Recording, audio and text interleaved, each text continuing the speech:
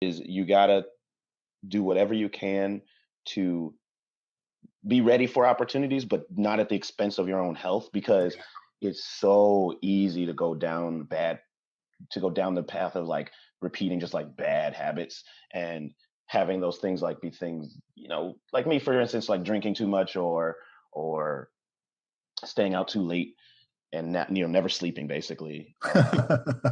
Well, that's your environment though. As a comedian, Mhm. you stay out late, you drink, you don't sleep. How do Right. you get And around so it feels like that's part of the thing, but there is definitely a line to where you have to be like, hey, this is gonna that?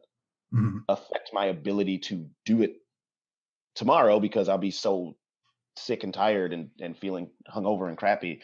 And like mental health is super important too. There's so much undiagnosed mental health Right. issues in the creative community. And just look, I mean, I'm not saying everybody's got to go to therapy and fix their everything before they can be famous, because I'm not there yet, right? Like I'm still Mhm. working on that stuff. I do think everybody can benefit from therapy, but whatever.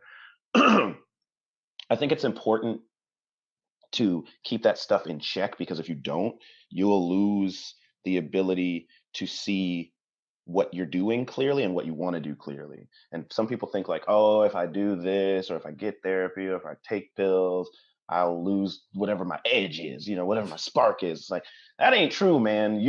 That's in there. That's part of you.